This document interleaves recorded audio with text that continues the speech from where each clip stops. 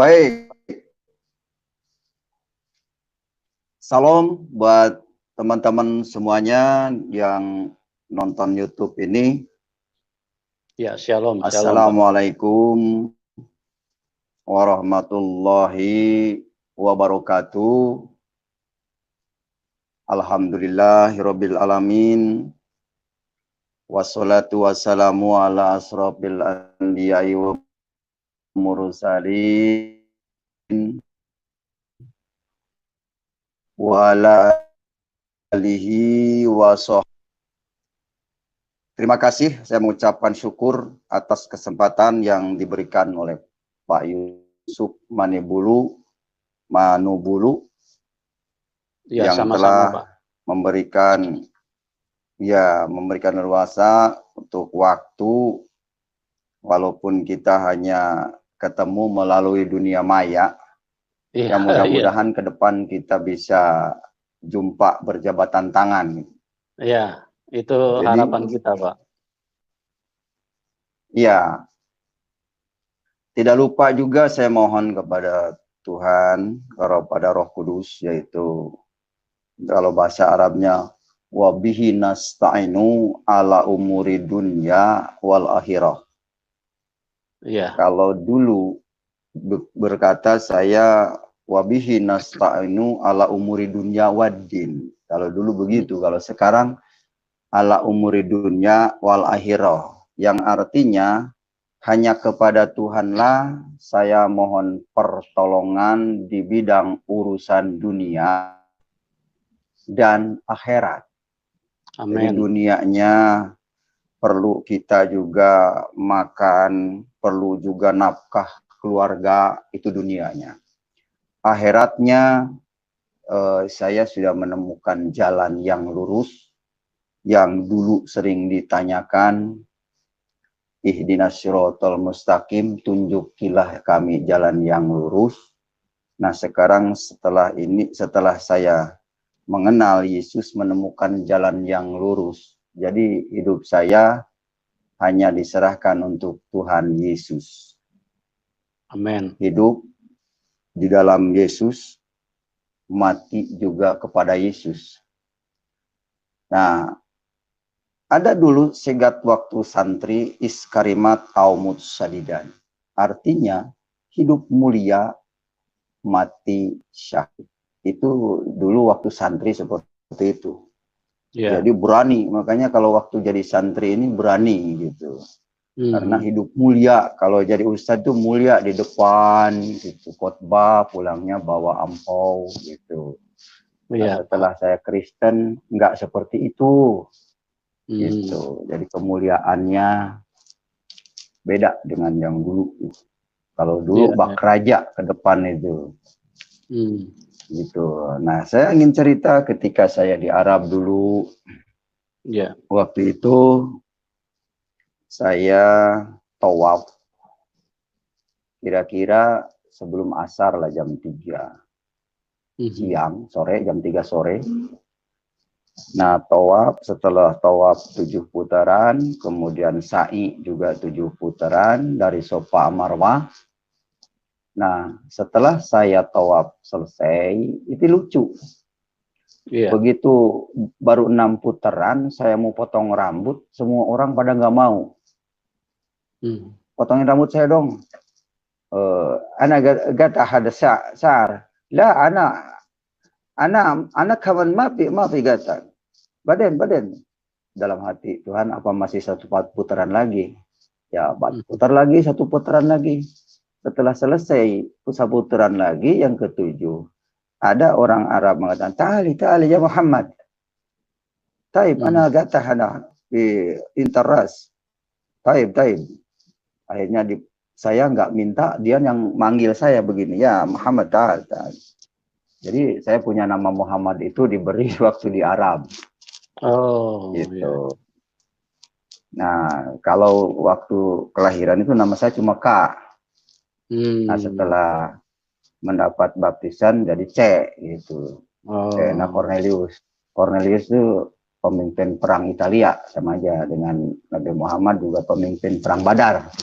Jadi sama-sama perang. Nah, sekarang saya memerangi kebatilan. Wa qul ja'al haqqo batila innal batila kana zahuq. Ketika datang yang hak, yang benar, maka yang batil harus minggir. Nah, makanya akan saya buka di sini gitu. Nah, orang itu setelah motong rambut saya, kemudian sholat asyar bareng, berjejer dengan saya, begitu kan, kalau mau sholat tengok kanan kiri dulu juga. Nah, setelah selesai sholat, saya assalamualaikum karena assalamualaikum, ini orang ini udah nggak ada, begitu nengok ke depan sudah dekat Ka'bah. Saya pikir orang ini nggak sholat ya. Orang apa itu? Tadi yang manggil potong rambut dia sendiri. Saya di situ tanda tanya, wah apa jangan-jangan saya ditemuin malaikat waktu itu. Tapi itu pertanda. Saya tidak tahu maksudnya apa. Nah, orang itu waktu sholat baru assalamualaikum, tidak mungkin 5 detik atau taruhlah jalan ke depan itu 5 menit, paling cepat sekali itu ke Ka'bah. Kok orang sudah ada di depan gitu. Jadi memerlukan waktu panjang, setidaknya 2 menit, 3 menit, karena banyak orang, jaraknya kira-kira 1 kilo. Bisa nggak nyampe 1 menit, 1 kilo? Nggak mungkin jalan kaki 1 kilo 1 menit. Nggak mungkin itu, Pak. Ya, aneh di situ. Nah, setelah itu, saya bertanya dalam hati, Tuhan, kenapa ini Ka'bah itu batu, yang saya cium itu batu. Tuhan menjawab waktu itu dalam hati, nanti kamu ketemu di Indonesia. Begitu. Ya, saya tidak terpikir sedikit pun untuk apa namanya menjadi orang Kristen. Tapi memang inilah kenyataan yang saya alami. Dulu itu sama sekali Al-Quran nggak ngerti, gelap. Itu artinya. Baca bisa, hafal. Al-Fatihah, Kulhu, Palak Bina, sampai nepi ke akhirnya ya. Al-Ikhlas, sampai selesai itu hafal bacaan. Cuman untuk mengerti, tidak. Apalagi untuk melakukan. Gitu. Nah, setelah itu pulang dari Indonesia, dari Arab, saya sekitar tahun 2001 waktu itu, bapak saya sudah di jam Arab, bapak saya sakit keras di Lewi Sidobati. Itu dokter sudah angkat tangan, ternyata kesembuhan bapak saya ini disembuhkan oleh doa. Dalam nama Yesus, sembuh bapak saya. Nah, setelah sembuh dari sakitnya, selama 7 tahun bapak saya mengabarkan Injil. Itu ke seluruh pelosok. Ya memang tantangannya, resikonya, orang mau menyampaikan kebenaran itu persis yang dialami para nabi. Begitu. Ini nabi juga diusir-usir, dikejar-kejar gitu. Nah itu, saya mengalami banget, oh iya.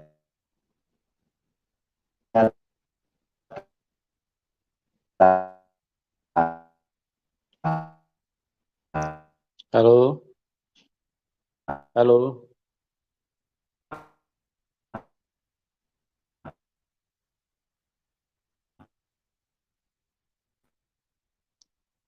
Halo?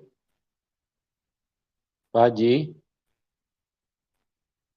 Bisa dengar suara saya? Ini mohon maaf, ini lagi ada sedikit gangguan teknik.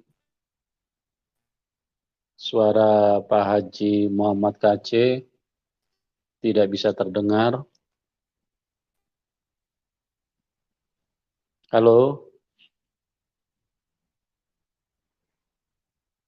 Ya. Iblis berusaha untuk mengganggu dan mengacaukan. Halo? Tes suara. Halo, Pak Haji? Halo? Ya.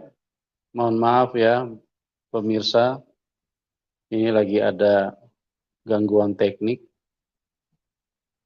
Pak Haji terputus tiba-tiba.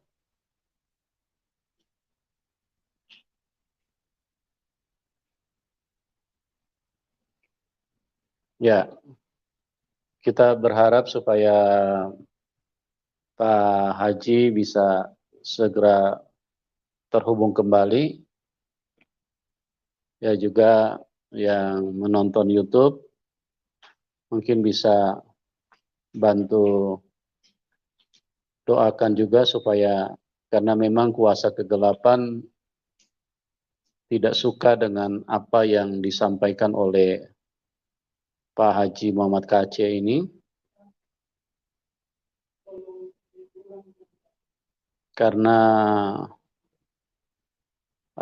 berita ini adalah sesuatu yang tidak diinginkan oleh kuasa kegelapan, sehingga iblis coba mengganggu, coba membuat suara dan tampilan dari Pak Muhammad Kaceh menjadi putus. Kami berharap Anda bisa sedikit bersabar, karena kita akan terus berjuang supaya acara ini bisa kembali berjalan sebagaimana mestinya. Ya, puji Tuhan.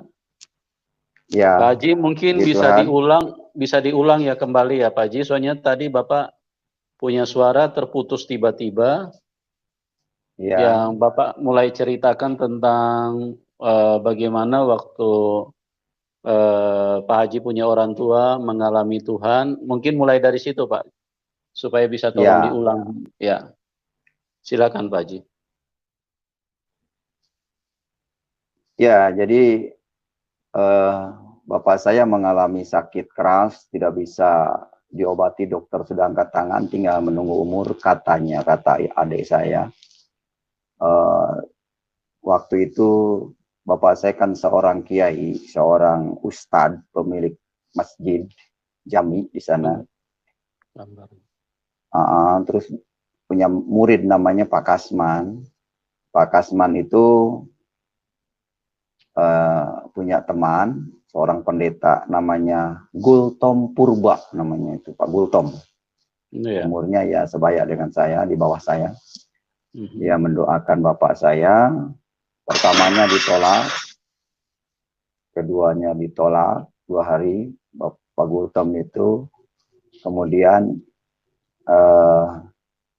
ketiganya bapak saya nekat, ya udahlah, coba didoakan. Sambil hatinya itu nggak mau dengar Yesus. Ya sudah Pak Kiai, kalau mau terima Yesus, Bapak saya akan doakan. Yang penting Bapak percaya, yakin disembuhkan. Nah, setelah didoakan, benar Bapak saya disembuhkan. Nah, sejak disembuhkan itulah tahun 2000, Bapak saya terus mengabarkan kebenaran Injil sampai 2007. Bapak saya meninggal tahun 2007 bulan Agustus. Masih ingat sampai sekarang. Gitu. Nah, 2003 saya diinjili sama bapak saya. Saya nggak ngerti arti penginjilan. Nah, dulu itu saya radikal, ya nggak punya hati, jahat saya itu dulu waktu sebelum mengenal Injil. Jadi bapak saya nggak berani nginjilin saya karena saya tahu saya kelompok radikal waktu itu. Diam-diam aja. Cuman suatu hari bapak saya nggak ngomong apa-apa, cuma numpang tidur deh, katanya mau nginep, nginep. Tapi Pak didengar-dengar nggak pada tidur. Saya udah biasa pagi-pagi itu bangun jam 2 setelah tahajud. Setelah tahajud mereka kenapa nggak pada tidur?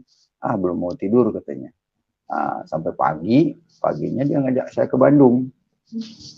Nah, dalam perjalanan saya berdebat itu tentang Islam. Tapi waktu itu saya tetap ngeyel karena saya mempertahankan Islam saya. Karena saya tahu Islam itu inna dina indallahil Islam. Sesungguhnya agama yang diridhoi Allah adalah agama Islam. Saya tidak mau terpengaruh waktu itu. yakin. Dan yang dipegang teman-teman kita juga yang saudara-saudara yang masih Islam itu pasti itu yang jadi rujukannya. Inna dina indalil Islam, surat Al-Imran ayat 19. Agama yang diridhoi Allah adalah agama Islam. Begitu. Cuman diridhoin kemana gitu. Tidak dijelaskan kesananya ayatnya. Tidak ada ayatnya diridhoi masuk Islam, masuk surga. Saya kaget di situ. Ya, setelah itu saya sampai di Bandung, baru bapak saya ngomong, "Nak, baca Quran yang benar." Emang gimana, Pak? Artinya, kalau bacanya kamu udah benar, artinya yang harus ngerti, kata bapak saya. Jadi bapak saya ngomong, Al-Quran ini wahyu Allah, Nak. Jadi apa yang dikatakan Al-Quran itu benar. Jadi kalau Al-Quran mengatakan bahwa Isa Al-Masih itu ruh Allah, sesuai di surat 21 Al-Anbiya ayat yang ke-91, nah kamu harus percaya, Nak, bahwa Isa Al-Masih itu adalah Allah. Gitu. Nah, di situ saya dipikir, direnungkan. Tadinya saya mau marah orang tua, karena siapapun, saudara, orang tua, kalau udah murtad, layak dibunuh. Nah, itulah dulu pemikiran saya seperti itu. Yang diharapkan gak mikir itu orang tua, tidak mikir itu saudara. Kalau murtad itu dianggapnya layak untuk dibasmi, gitu. Dianggapnya penghambat. Itu tertulis Itulah Pak, dalam cerita Al-Quran. saya. Itu Mana tertulis ayat? itu tertulis dalam Al-Quran nggak Pak? Itu kalau orang murtad bisa dibunuh. Nah, itu dia, adanya di hadis. Oh. Ya, adanya di hadis. Dan ada juga di Al-Quran yang mengatakan, bunuhlah orang-orang yang tidak beriman kepada Allah dan Rasul, dan tidak mengharamkan apa yang diharamkan oleh Allah dan Rasul. Ada juga di Al-Quran yang seperti itu.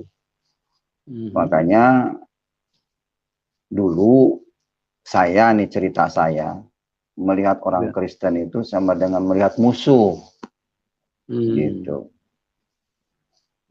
Nah, ketika saya ingat waktu di Arab, kenapa saya bilang orang Arab sendiri hormat kepada orang Amerika, tapi kenapa orang Indonesia disuruh memusuhi Amerika? Di situ saya tanda tanya besar setelah pulang dari haji.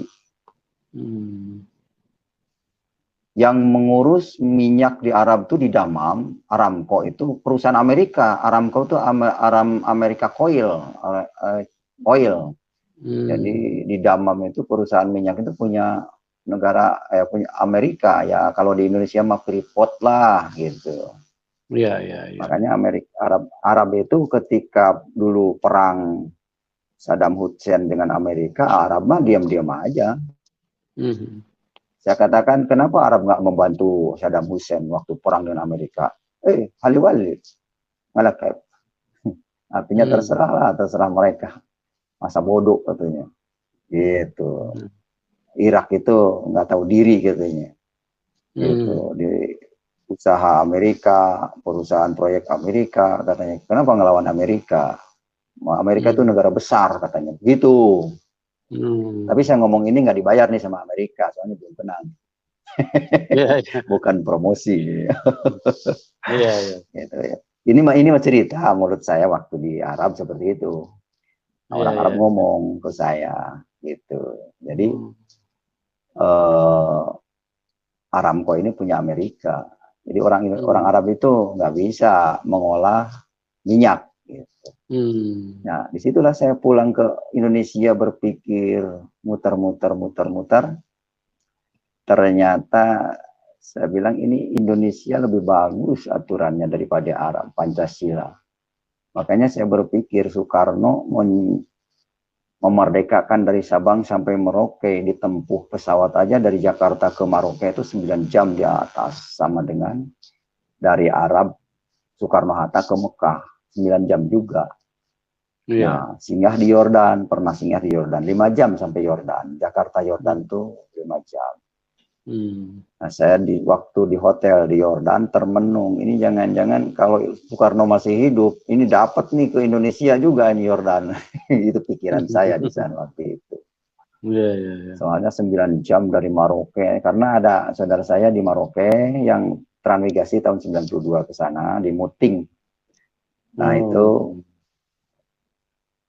saya tanya, berapa jam pesawat dulu? 9 jam katanya, naik pesawat tentara. Karena transmigrasi itu diantarnya oleh tentara dulu, zaman Pak Soeharto. Hercules, pesawat Gitu. Hercules. Pesawat paling sering. Ya, itu Hercules. 9 jam di atas, nggak berhenti-berhenti. Gitu. Iya, iya, iya. Ya. Nah, makanya saya berpikir sekarang kalau Indonesia benar-benar berpancasila, Indonesia akan aman, damai, agama apapun masing-masing ibadahnya, nggak usah saling usik di situ. Saya juga dalam menyampaikan ini bukan mau mengusik Islam, tapi saya akan berbagi pengalaman yang saya alami dari kecil sampai sekarang. Jadi akan membagikan apa yang saya pelajari di pesantren, gitu. Karena orang tidak percaya bahwa saya ini dari pesantren, makanya saya bukti kitab ini saya bawa-bawa terus. Karena ini saksi hidup. Nah, dari saksi hidup. Kalau orang pernah pesantren pasti tahu lah yang namanya kitab kuning, kitab gundul. Kitab gundul itu tanpa harkat, tanpa tulis, tanpa baris, tanpa tanda baca gitu. Iya, iya. Karena alat, kalau mau membaca itu harus pakai alat. Ilmu alat namanya jurmiyah. Nah, ilmunya jurmiyah namanya. Itu ilmu alat, cara membaca kitab gundul. Orang Arab pandai membaca kitab gundul karena memang bahasanya sendiri, tulisannya sendiri, ya jelas lah apa. Makanya kita berdebat dengan apa namanya, apalagi Kristen dengan Islam debat kusir. Kenapa debat kusir? Ditunjukin ayat Al-Quran pun orang Islam nggak ngerti Quran, cuma baca doang. Nggak ngerti, karena mereka yang dijejelin di otak mereka itu hadis yang diperbanyak. Kenapa begitu? Karena hadis lebih menguntungkan agama. Kemanusiaan tidak diperhatikan. Ya buktinya ada jihad membunuh, itu kan perintah hadis. Begitu. Di hadis adanya orang membunuh, beda agama, dapat bidadari 40, itu hadis yang mengatakan. Jadi manusia Indonesia ini dibelokkan oleh para ulama itu ke hadis. Sudah dari zaman dulu sebelum kita lahir. Gitu. Makanya kalau mengatakan umat Islam pedomannya Quran dan hadis. Saya berpikir, kenapa Al-Quran tidak menunjuk Allah membenarkan hadis dan fikih? Tidak ada di situ. Tapi Al-Quran surat 3 Al-Imran ayat yang ketiga berkata, Bismillahirrahmanirrahim, dengan menyebut nama Allah yang Maha Pengasih dan Penyayang, Nazzala alaikal kitaba bil haqqi musaddiqal lima baina yadayhi wa anzala taurata wal injil. Al-Quran dengan jelas, dengan gamblang, dengan kejujurannya menyatakan bahwa Allah itu menurunkan kepadamu Alkitab dengan kebenarannya dan membenarkan Taurat dan Injil. Juga menurunkan Injil. Itu Al-Quran menyatakan seperti itu. Lalu saya bertanya, kenapa Allah menurunkan Injil? Ada apa di dalam Injil sebenarnya? Menurut surat Al-Maidah ayat 44 dikatakan di situ, Najala Taurata hudan wa nurun. Allah menurunkan Taurat, petunjuk dan cahaya. Jadi di dalam Quran itu, di dalam Injil itu adalah petunjuk dan cahaya. Kemudian kalimat berikutnya, yang kalimat terakhir, waman lam yahkum bima anzalallah fahuwa kafirun. Barang siapa yang tidak memutuskan perkara apa yang diturunkan Allah, merekalah orang-orang kafir. Nah, ayat ini menguatkan saya tuntunan dari orang tua saya, kalau tidak mengikuti Taurat dan Injil, maka di hadapan Allah kafir. Begitu. Di hadapan Allah itu kafir. Jadi saya tidak melepas Al-Quran. Karena Al-Quran ini saya yakini wahyu Allah. Ya. Dan apa yang dibaca. Pak Haji, sebentar Pak. Tapi kenapa ya kok saat ini selalu disampaikan bahwa di orang yang agama lain seperti Kristen itu disebut kafir gitu. Padahal Al-Quran sendiri kan mengatakan bahwa orang yang tidak berpegang pada Taurat dan Injil itu yang kafir gitu. Menurut Bapak gimana itu? Kenapa? Jadi alasannya begini, masalahnya banyak santri yang hanya mendengar apa kata guru, apa kata kiai, tidak menyelidiki ayat yang sebenarnya. Kata kafir, kata guru, kafir aja. Begitu. Itu masalahnya. Kayak sekarang pengajian juga asalkan kiainya lucu kayak Jainuddin MZ, Abdul Somad atau yang lain-lainnya kayak apa namanya? Yang sudah almarhum itu Jeffrey siapa tuh? Ya, Ustaz Jeffrey gitu kan. Yang lucu-lucu itu yang didengar telinga enak gitu. Mereka yang ditaati. Begitu. Ya. Jadi, Pak Haji, saya mau bertanya nih Pak. Saya mau bertanya Pak. Ya, jadi yang pertama itu kenapa disebut kitab gundul Pak? Bapak ngerti nggak ini sampai disebut kitab gundul? Terus pertanyaan saya yang kedua, ya mungkin Bapak jawab dulu itu, nanti saya ada lagi satu pertanyaan dari saya pribadi Pak. Nah, ini buktinya kenapa ini disebut kitab gundul. Nah, ini kan tulisannya gundul. Nah, ini gundul. Nah, mana itu? Nah, ini deh. Nah, ini kan gundul.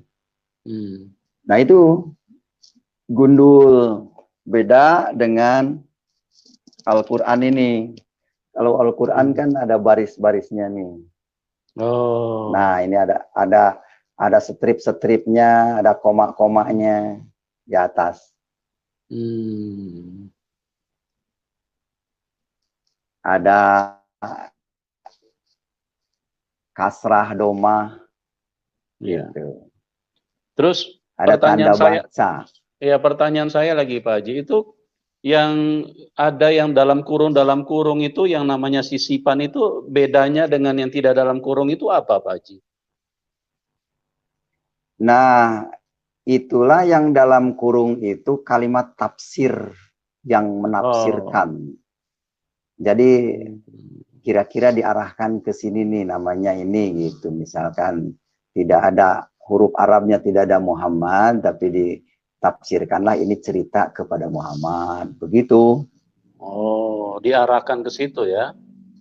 Iya, diarahkan ke situ. Makanya di Al-Quran banyak nama Muhammad, tapi hanya kata Muhammad saja. Itu dalam kurung. Dalam kurung. Gitu. Iya. Huruf Jadi Arabnya tidak ada. Kalau yang ada huruf Arabnya asli, dengan terjemahnya, itu cuma ada 4 kali disebut. Oh. Tapi tidak di bin dalam surat. Abdullah. Tidak ada. Bin Abdullah saya berani jamin tidak ada nama Abdullah. Oh, jadi cuma Muhammad Silakan umat saja. Islam Muhammad saja. Silakan umat Islam. Mohon maaf sebelumnya saya bukan mau melecehkan, tapi bukan mau mendiskreditkan Islam ya. Justru saya meluruskan yang tidak ada di Al-Quran, tidak boleh diada-adakan karena akan dikutuk oleh Allah. Gitu. Ya. Nah, sebelum masuk ke ini, pertanyaan Banyak sudah nama banyak. Muhammad, tapi dalam kurung. Ya. Boleh? Lanjut. Pak Haji, sebentar Pak Haji. Saya satu pertanyaan lagi dari saya. Sebelum kita masuk ke penonton YouTube, ini sudah banyak sekali pertanyaan yang masuk. Saya mau tanya begini Pak Haji. Ini kan yang rukun Islam yang kelima. Itu pergi haji ke Mekah sana. Nah, seperti yang Bapak sampaikan itu bahwa itu semuanya pada dikomersilkan dengan tujuan untuk mencari keuntungan materi gitu Pak. Nah, kira-kira menurut sepengetahuan Pak Haji, seberapa jauh peserta haji itu memahami hal itu? Atau mereka tidak memahami, atau mereka memahami cuma diam-diam saja? Mungkin Bapak bisa jelaskan supaya ini kan sangat bermanfaat Pak buat kehidupan kita sebagai sesama anak bangsa gitu loh Pak. Ya, baik. Mengenai rukun Islam, sekalipun orang Islam banyak yang tidak hafal rukun Islam. Jadi mengikuti hajian itu, yang pertama memenuhi syarat punya ongkos. Ya. Terus tidak perlu mengerti. Syarat rukunnya diajari langsung spontan. Sebelum ke Arab itu diajari di Pondok Gede gitu, di Bekasi. Dilatih dulu waktu di sana, nanti ini tawaf begini. Makanya ada di Pondok Gede itu ada gambar Ka'bah itu untuk latihan. Muter-muter Ka'bah di sana. Gitu. Jadi tidak semuanya haji juga mengerti rukun haji. Tidak. Bahkan pengurus haji pun kadang-kadang nggak semuanya ngerti, karena di sana hanya jadi pemandu wisata, jadi guide aja. Gitu. Maksud saya begini Pak Haji, kan Pak Haji kan bisa mengerti kalau di sana semuanya kan dikomersilkan, seperti semua diharuskan potong rambut, itu kan supaya ini memberdayakan perekonomian rakyat. Nah, maksud saya peserta haji yang pada waktu itu bareng sama Bapak, itu mereka mengerti nggak kalau Arab Saudi itu menggunakan sistem itu hanya untuk memberdayakan perekonomian rakyat mereka gitu loh Pak. Mereka peserta haji yang bersama-sama Bapak itu nangkap nggak waktu melihat situasi seperti itu, Pak Haji? Tidak mengerti mereka. Yang penting melaksanakan rukun Islam nomor 5 aja. Gitu ya. Ya. Jadi apa yang Bapak sampaikan ini sungguh luar biasa, sangat bermanfaat.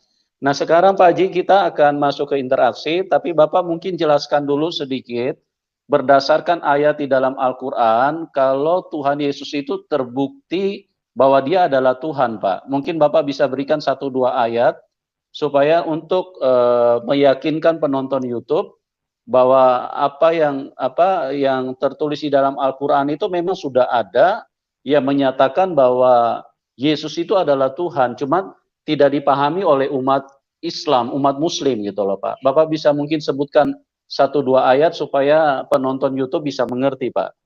Silakan Pak Haji. Baik.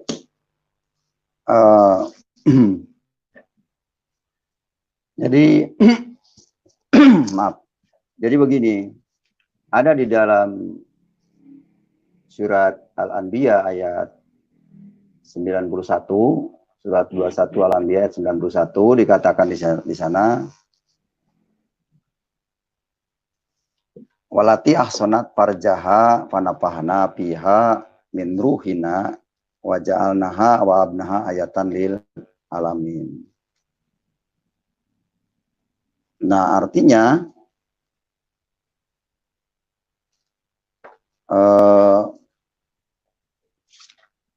bentar.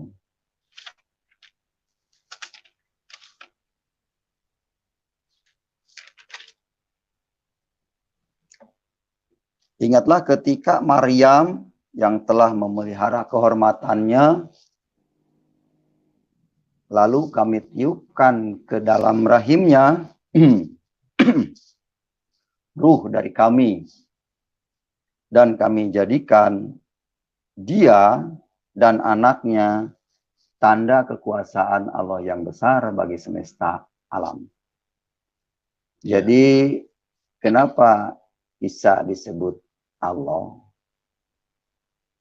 Ada ayat yang mengatakan Innallaha huwa, sesungguhnya Allahnya dia, itu Innallaha huwa, sesungguhnya Allah dia, huwa al-Masihu Isa bin Maryam, al-Masih putra Maryam. Ada ayat yang seperti itu bunyinya. Kalau umat Islam mengatakan, oh tidak ada, oh, berarti nggak ngerti Quran, itu aja. Jawabannya. Simpel. Nggak ada itu yang bunyi seperti itu, berarti nggak baca Quran atau nggak ngerti gitu. Makanya sampai kapanpun dijelaskan pun malah jebat kusir, berantem nantinya gitu. Kalau benar-benar pernah membaca ayat Quran, pasti mengerti kalimat itu. Iya, iya. Begitu. Iya, Pak. Jadi itu menyatakan dengan tegas bahwa Isa bin Maryam itu adalah pribadi yang terkemuka di alam semesta ini ya Pak ya. Dan itu adalah roh dari Allah itu sendiri ya. Betul. Ruh dari Allah. Jadi kita tidak bisa memungkirinya. Ya. Nah, persoalannya mereka kan tidak membaca Al-Quran dengan baik. Mereka mengandalkan hadis, dijelaskan oleh para ulama.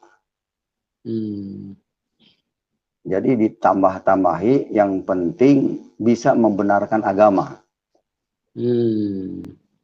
Itulah mereka. Jadi yang dipertahankan itu agama, bukan keselamatan. Itulah kitab fikih itu ya Pak Haji ya?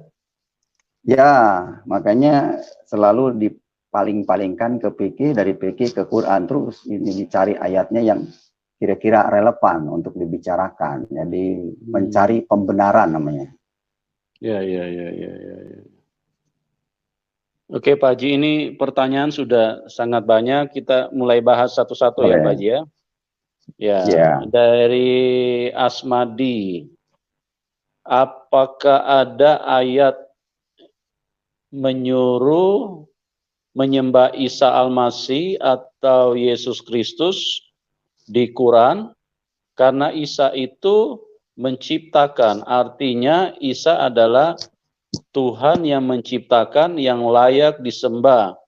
Jadi pertanyaannya, apakah ada ayat yang menyuruh menyembah Isa Al-Masih atau Tuhan Yesus di dalam Al-Quran, Pak?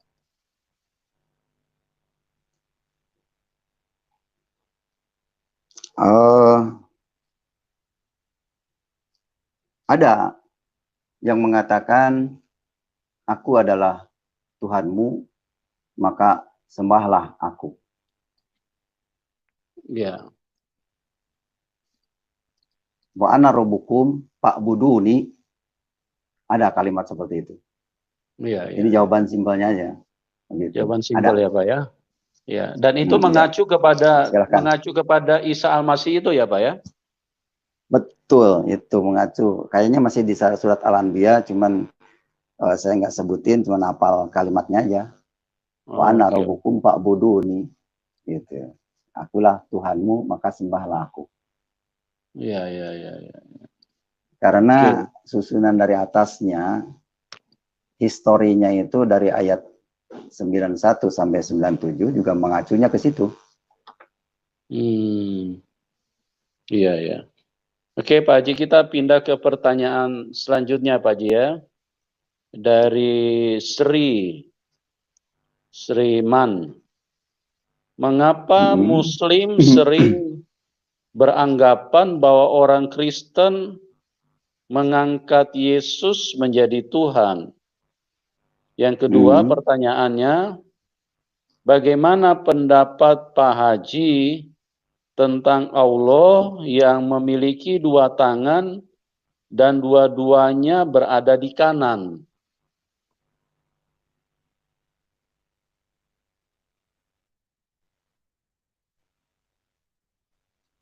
Bisa dengar, Pak Haji? Halo. Ya, yang pertama saya ulangi ya, Pak Haji ya. Hilang. Ya, saya ulangi. Ya, Halo. ya, dengar. Bisa dengar ya? Betul. Pertanyaannya, Ya.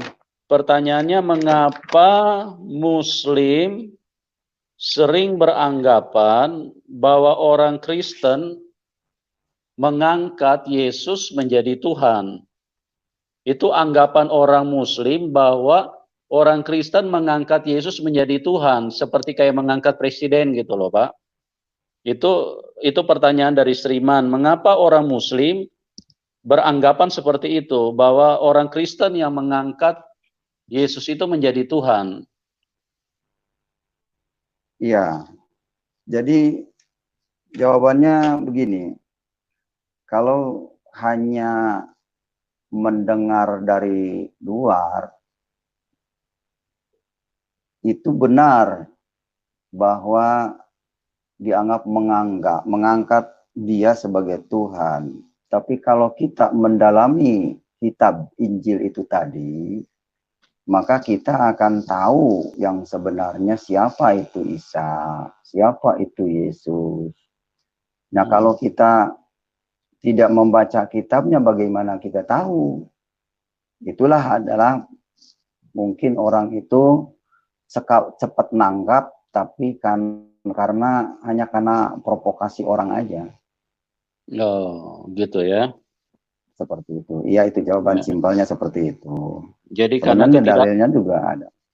Karena ketidaktahuan mereka ya. Jadi mereka menuduh bahwa orang Kristen yang mengangkat Yesus menjadi Tuhan gitu ya, Pak ya?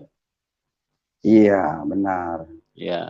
Nah, pertanyaan kedua, Pak, dari pertanyaan yang kedua dari Sriman, bagaimana pendapat Pak Haji tentang Allah yang memiliki dua tangan dan dua-duanya berada di kanan? Gitu, Pak. Kira-kira menurut Pak Haji gimana itu? Karena mereka, si Sriman ini menanyakan bagaimana pendapat Pak Haji tentang Allah yang memiliki dua tangan dan dua-duanya berada di kanan.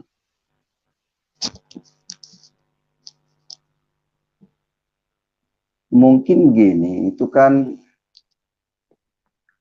apa kesalahan redaksinya gitu, atau itu mungkin disebut kias. Jadi arti kias itu kan simbol. Arti kanan itu adalah kekuasaan. Oh, gitu. Kekuasaan, iya. Jadi sebagai bentuk ini contoh, aja ya, bentuk tafsiran gitu ya Pak Haji ya? Tafsiran itu. Nggak ada sih di ayatnya, belum pernah itu, cuman ada tafsiran. Ya. Itu kalau tafsiran kan bisa saja bebas menafsir orang, misalkan warna merah ditafsir dengan berani, ya. Gitu. Warna merah ditafsir dengan berani, warna putih ditafsir dengan putih berani karena benar. Gitu. Mungkin itu tafsiran seperti itu. Iya. Jadi bahasa-bahasa tersirat gitu ya Pak Haji ya? Tersirat, bukan tersurat gitu. Baik bahasa yang tersirat, kemudian diperkuat begitu oleh orang-orang yang sama-sama tidak mengerti. Jadi alangkah baiknya untuk memperjelas itu, lebih baik dicari aja ayatnya, jangan bertanya. Karena kalau bertanya ke orang, bisa saja orang berbohong. Iya, ya. Apalagi banyak yang Gitu. tidak mengerti bahasa Arab ya Pak Haji ya. Banyak yang tidak mengerti bahasa Arab, itu masalahnya. Makanya suka debat Hmm. kusir kalau di Facebook, di mana-mana gitu. Hmm. Susah juga. Kayak ibarat menunjukkan suatu benda kepada orang buta. Ditunjukin begini juga ngeyel aja sependapatannya dia. Karena pendapatan dia hanya meraba gitu. Ya, Artinya sudah. hanya yang masuk akal. Kalau nggak masuk Ya. akal sudah ditolak aja. Padahal ada contoh-contoh. Misalkan Hmm. Musa membelah lautan. Apa masuk akal cuma ngangkat tongkat bisa belah laut untuk nyebrang? Kan nggak masuk Ya. akal juga. Karena Ya. itu hanya gambaran nanti manusia akan bisa menyeberangi lautan. Ya, Hmm. bukti sekarang jembatan Suramadu juga kan bisa nyebrang sekarang, nggak perlu pakai perahu lagi. Itu contohnya. Ya, Jadi ya, kalau ya. orang menggunakan akalnya ya bisa stres. Apalagi ini banyak kitab, ada hadis, fikih, ijma, qiyas, Hmm. Quran, dan Alkitab. Oh, pasti pusing lah orang pintar tuh, makanya kebanyakan orang pintar jadi murtad. Ya. Gitu. Karena Justru kepintaran gitu. ya sudah tidak mengerti bahasa Arab, tidak tamat baca Al-Quran, Nah itu terus dia. dengarnya lagi dari pengajar-pengajar, ustadz-ustadz yang istilahnya tanda petik juga kurang memahami ilmu agama, Betul. akhirnya jadi simpang siur begitu ya Pak Haji ya. Ya, mungkin saya akan tambahkan sedikit. Orang banyak melakukan sholat. Ini yang paling penting. Iya. Banyak orang melakukan sholat tapi tidak mengerti apa makna sholat dan artinya apa itu sholat. Hmm. Gitu. Sehingga jungkar-jungkir begitu, tunggang-tungging dianggap sholat. Hmm. Karena ketidaktahuan. Iya, Makanya iya. Al-Quran mengatakan di surat Al-Ma'un, surat 107 ayat 4, Fawailul lil musholin aladinahum mang sholatihim sahun. Maka kecelakaanlah bagi orang-orang yang sholat. Mereka itu yang sholatnya lalai. Arti lalai, tidak mengerti apa yang dia baca pada waktu sholat. Oh. Iya, nggak mengerti. Biasa contohkan itu tadi, kita sholat di dalam sholat inna sholati wa nusuki wa mahyaya Hmm. wa mamati lillahi rabbil alamin la syarika lahu wa bidzalika umirtu wa ana minal muslimin. Itu di dalam sholat. Hmm. Selesai sholat, assalamualaikum, assalamualaikum. Keluar dari masjid, sendal jepit hilang, marah-marah. Itu sendal Ya, jepit masih bisa kebeli, ya. ya, ya. Bukan bersyukur, alhamdulillah sendal jepit saya ada yang butuh, kan begitu. Itu kan Iya, jadi iya. berkah. Betul, betul. Marah-marah binatang keluar semua. Itu jadi inna sholati wa nusukinya nggak diterapkan, cuma di mulut Hmm. gitu. Makanya Ya, disediakanlah kecelakaanlah bagi orang yang sholat gitu. ya, ya, ya, ya, ya. Karena karena surat surat Al-Anisa, surat 4 Anisa ayat 43 berkata, ya ayyuhalladzina amanu la taqrabu sholata wa antum sukara hatta ta'lamu ma taqulun. Begitu. Ya. Hai orang yang beriman, jangan kamu sholat seperti orang mabuk, Hmm. sehingga kamu mengerti apa yang kamu katakan. Hmm. Ya, ya, ya. Begitu. Jadi harus Oh, mengerti apa yang dikatakan dalam sholat. iya. Harusnya seperti itu ya Pak Haji ya.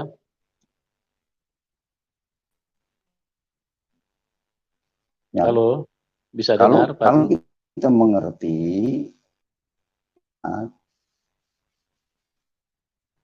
ya kalau orang Indonesia yang mengerti sholat itu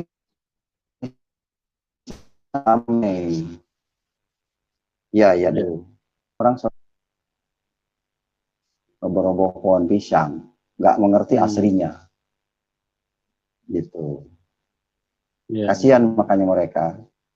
Ya, ya, harapan saya banyak orang saudara kita yang belum mengenal terbuka dengan ini.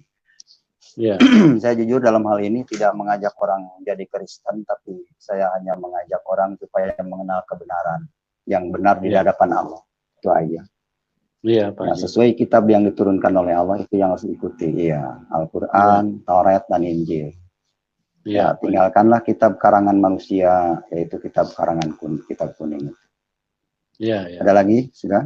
Pak Haji, banyak sekali pertanyaannya. Cuma saya mau tanya dulu Pak satu hal untuk memperjelas ini. Kemarin Pak Haji sudah sempat singgung bahwa di dalam Al-Quran itu sholat itu hanya 3 kali, tapi kok di Indonesia jadi 5 kali gitu loh Pak. Itu Bapak bisa jelaskan ya, kira-kira dasarnya kenapa Pak sampai bisa seperti itu? Ya, karena sholat yang saya temukan itu di Al-Quran 3 kali, pagi, siang, dan malam. Gitu. Dan sholat itu memuji Allah, pujilah Allah pagi-pagi, sore-sore, dan malam-malam. Gitu. Ada ayatnya seperti itu. Ya, ya, ya. Jadi artinya sholat itu kan memuji Allah. Oh, Sholat itu doa. ya. Jadi orang memuji Allah, berdoa, itu orang sholat. Begitu. Bapak tahu penyebabnya kenapa sampai di Indonesia kok jadi 5 kali? Apa dari kitab kuning itu juga Pak Haji? Benar. Jadi begini, karena ada kata kiai kan sholat itu doa ibadah. Jadi bukan hanya 5 kali, banyak bahkan. Sebelum sholat 2 rakaat sunat.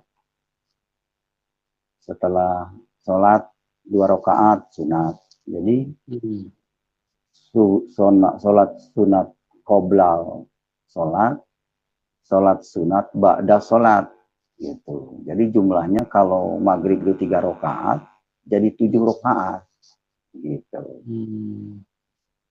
Karena saking rajinnya sujud begitu dengan sholat 2 rakaat 2 rakaat.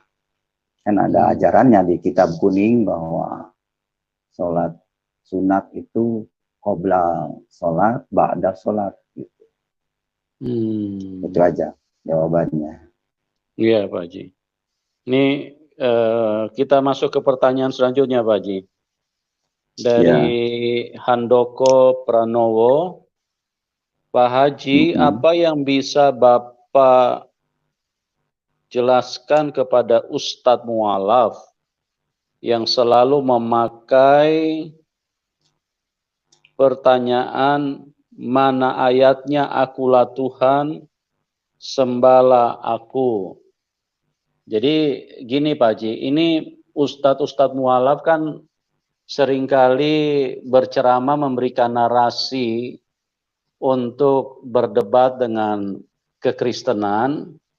Mana ayat di dalam Alkitab, akulah Tuhan, sembahlah aku. Mana ayat di dalam Alkitab, kalau Tuhan Yesus mengatakan seperti itu. Padahal sebetulnya banyak ayat-ayat di dalam Alkitab yang mengatakan seperti itu. Tetapi Ustadz Mu'alaf ini seringkali memakai argumentasi seperti itu. Nah, Bapak bisa jelaskan ya, kenapa mereka itu suka memakai dalil itu untuk menjatuhkan iman daripada orang Kristen, Pak? Jadi menurut saya sih bagus juga kalau ada pertanyaan seperti itu, pertanyaan yang mengkritik ya sebenarnya. Ya. Untuk supaya kita giat mencari ayat, menghafal ayatnya gitu. Ya, ayat pertanyaan mendidik gitu. Ya. Terima kasih pertanyaannya buat Pak Handoko Pranowo. Ya. Nah, saya melihat bahwa kalau kita tahu bahwa Allah itu Maha Pengasih dan Penyayang, ya, kemudian Allah itu wujud, tidak gaib. Allah itu maha mendengar, punya telinga. Allah itu maha melihat, punya mata. Allah itu berfirman, punya mulut. Ya, kita sudah bisa membayangkan bahwa Allah itu bentuknya manusia. Ya. Nah, manusia yang mana? Manusia yang bisa hidup kekal, manusia yang punya keajaiban. Nah, disitulah kita mengenal ciri-ciri itu, maka kita akan mengenal Tuhan. Ya. Maka di dalam Alkitab dikatakan di surat Yohanes 14 ayat yang ke-7, ya. Barang siapa mengenal aku, maka mengenal Bapa yang di sorga.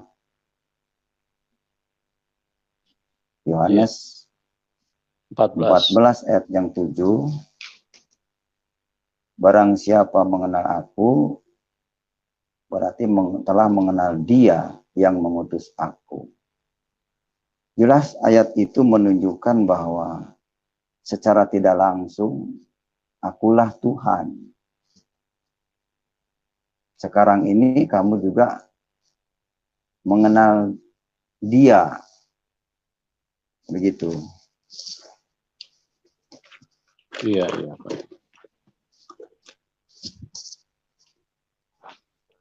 Nah, itu ayatnya. Kalau kita tahu bahwa Dia adalah Tuhan, layak kita menyembahnya. Nah, menyembah itu bukan berarti kita harus tunggang-tungging. Menyembah itu mentaati. Iya. Mentaati perintah. Itu menyembah. Ya. Berarti kita meninggikan apa yang Tuhan Dia. Perintahkan. Betul. Nah, meninggikan Dia, mengagungkan Dia, itu kita menyembah. Iya, iya, iya. Gitu. Nah, Ya, itu kata menyembah tidak perlu diperintah. Karena di dalam Al-Quran ada di ayat dikatakan, wa ma khalaqtul jin wal insa illa liya'budun. Tidak semata-mata kami menciptakan jin dan manusia kecuali harus menyembah kepadanya. Begitu. Iya, iya, Pak. Makanya jin juga mengenal Allah, menyembah Allah. Makanya kalau manusia tidak mengenal Allah itu kalah sama jin. Oh. Makanya mudah dipermainkan oleh jin, diperalat oleh jin gitu. Karena tidak mengenal Allah. Bedanya jin sama setan apa, Pak Haji? Jin sama setan satu kelompok. Cuman jin ada jin Islam, kalau setan nggak ada yang Islam katanya. Itu katanya, tapi makanya di Al-Quran ada surat 72, ada surat jin. Oh gitu. Surat jin ayat 19, tatkala hamba Allah Muhammad berdiri menyembah Allah, jin-jin itu mengkerubutinya. Jadi waktu Muhammad sholat itu dikerubutin jin. Karena memang Nabi Muhammad itu penakluk jin.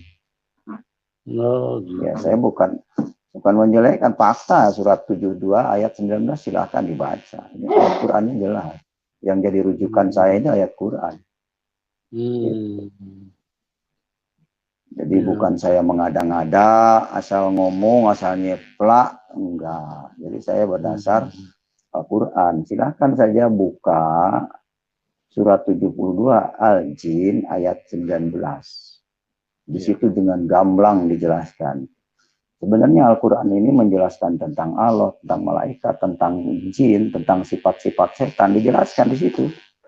Dari mulai zaman Adam diciptakan, sampai Adam ke dunia, sampai Adam mati, sudah diceritakan di Al-Quran. Cuman kesalahan umat Islam sendiri, tidak mengikuti Al-Quran itu saja. Lebih mengikuti fikih ya Pak ya? Nah, yang diikuti kitab fikih karangannya Syekh Nawawi Al-Bantani, orang Banten yang mukim di Arab. Gitu. Dan karangan Syekh Salim bin Samir dari Hadramaut Yaman, orang Yaman yang mengarang kitab itu. Mazhabnya Imam Syafi'i. Nah, Imam Syafi'i itu namanya Muhammad bin Idris. Itu yang wafat di Mesir. Gitu. Iya. Kira-kira begitu jawabannya untuk Pak Herman tadi ya. Iya. Pak Handoko. Pak Handoko. Iya. Lanjut lagi. Ya, ini Pak Haji ada pertanyaan dari Zakar Naik. Ya. Zakir Naik ya, Zakar Naik. Zakar Naik beda tipis Pak, Betty dengan Zakir Naik. Ya, iya.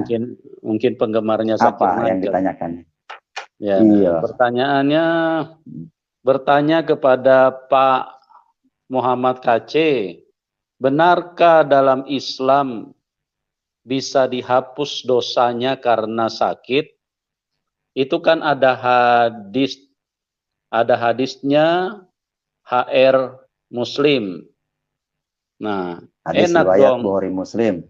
Ya, enak dong, modal sakit doang masuk surga.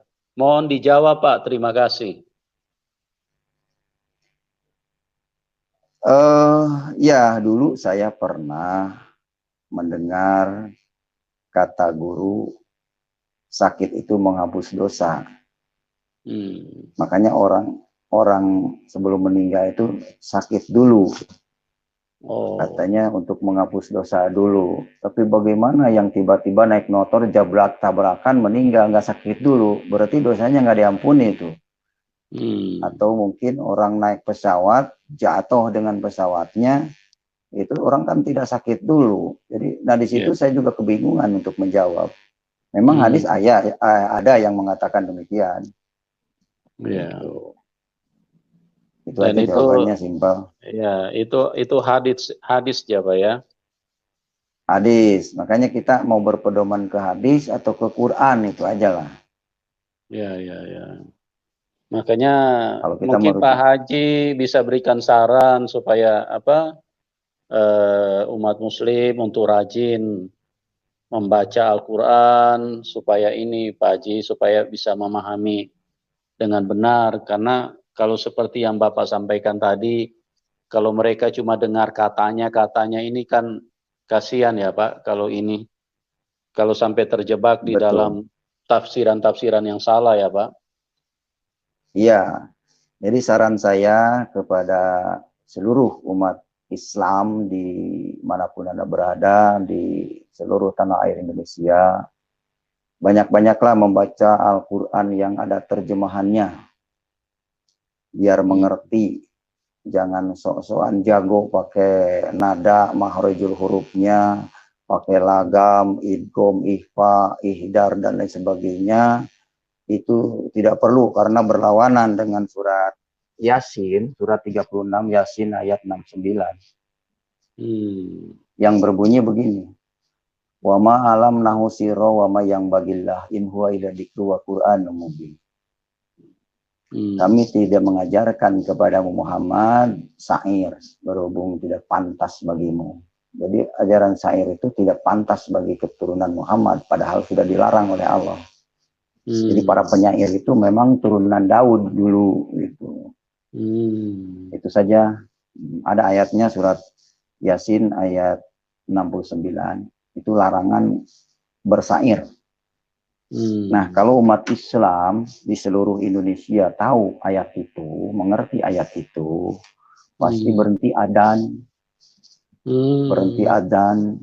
berhenti qiraat, berhenti musabakoh, tilawatil Quran, karena itu sudah melanggar surat Yasin ayat 69. Gitu. Ada ya, ayatnya. Iya. Oke, lanjut. Iya, ini dari Amir Hamzah, Pak. Amir Hamzah. Pak Haji, maaf atas pertanyaan ini. Muhammad sampai hari ini yang kita dengar masih didoakan. Apakah Muhammad itu belum mendapat jaminan masuk surga, Pak? Baik. disimak baik-baik, karena di Al-Quran sudah dijelaskan, surat 46 ayat yang ke-9, dia berkata, Bismillahirrahmanirrahim, Kul makumtu bid'an minar rasuli wa ma adri ma yuf'alu bi wala bikum in atabi'u illa ma yuha illa wa ma'ana illa nadhirum mubin. Ini ayatnya, yang artinya, katakanlah, aku bukanlah rasul-rasul yang pertama di antara rasul-rasul, dan aku tidak mengetahui apa yang akan diperbuat terhadapku dan tidak pula terhadapmu. Aku tidak lain hanyalah mengikuti apa yang diwahyukan kepadaku, dan aku tidak lain hanyalah seorang pemberi peringatan yang menjelaskan. Gitu. Oleh karena itu, semua umat yang mengakui ya Rasul, wajib hukumnya setelah habis sholat 5 waktu itu mendoakan, mengucapkan Allahumma sholli ala Muhammad wa ala ali Sayyidina Muhammad. Wajib hukumnya setelah sholat dibaca itu. Begitu Pak. Jawabannya Al-Ahqaf ayat 9. Ya. Ya. Jadi hukumnya 46, wajib. Al-Ahqaf ayat 9. Hukumnya wajib mendoakan Muhammad setelah selesai sholat gitu ya Pak ya? Iya, jadi waktu sholat itu semuanya adalah mendoakan beliau. Allahumma sholli ala Muhammad wa ala kama sholaita ala Ibrahim wa ala alihi Ibrahim. Jadi mendoakan Muhammad dan Ibrahim. Kenapa Ibrahim didoakan? Karena Ibrahim itu yang pertama kali menjadi Muslim. Itu menurut cerita itu. Jadi doakan terus. Entah Ibrahim bin Sarhan, entah Ibrahim Musades, tidak tahu. Pokoknya Ibrahim aja. Pokoknya Ibrahim aja ya Pak ya? Iya, karena tidak dijelaskan Ibrahim istrinya siapa, Ibrahim bin siapa, tidak dijelaskan. Gitu. Lanjut. Ya. Ini dari Purnama Yanti. Pak Haji, ada 2 pertanyaan. 1, pengertian ajaran jihad yang sebenarnya seperti apa? Yang kedua, haram dan halal menurut ajaran Islam. Baik. Untuk Purnama Yanti ya. Ya. Jihad arti jihada itu jahadu, itu adalah berjuang. Pejuang, mujahidin itu adalah pejuang, pembela. Kayak saya ini adalah jihad. Kayak saya ini adalah pejuang untuk membela kebenaran, untuk mengabarkan Injil ke seluruh bangsa. Ini jihad namanya. Ya. Jadi ditafsirkan oleh hadis untuk memperkuat agama. Jihad itu membela agama. Padahal jihad itu bukan itu maksudnya. Gitu. Karena dia ada punya kepentingan politik, jihad membela agama, rela mati demi agama, kemudian ketika mati agama tidak menyelamatkan kita. Nah, dan di akhirat nanti ketika mati dikubur, 7 langkah yang ngubur mayat kita akan ditanya oleh malaikat, man robuka, siapa Tuhanmu? Maksudnya dengan man robuka itu mengenal Tuhan enggak kamu gitu. Itu makanya waktu mau dikubur itu ada talqin mayit namanya, ngajarin mayit waktu meninggal gitu. Iya. talqin itu ngajarin mayit ketika kalau ada malaikat nanya nanti jawab man robuka, jawab katanya Allah. Belum tentu bisa jawab dia, orang di dunianya kelakuannya nggak benar mah nggak mungkin bisa jawab. Yang bisa jawab itu yang benar gitu. Ya. Karena di akhirat tuh sudah nggak bisa bohong. Karena tangan yang berbicara sebagai saksi, tangan, kaki bicara, seluruh anggota tubuh nanti ditanya. Gitu. Makanya di dunia itu jangan bohong.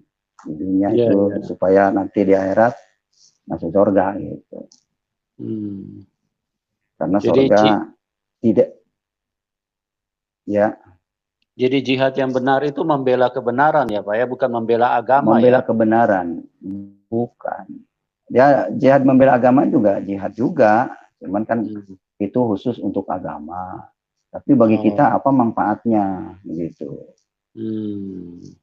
Cuma korban nyawa nggak jelas kayak yang di Kuwait, di Mesir itu, di Palestina.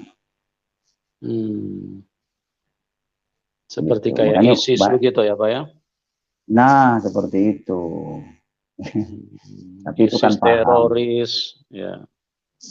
Ya, makanya saya menghimbau kepada seluruh bangsa Indonesia, coba sadarlah, jangan mau dibohongin oleh ustadz-ustadz yang tidak menunjukkan kitab. Kalau khotbah itu harus bawa kitabnya biar jelas.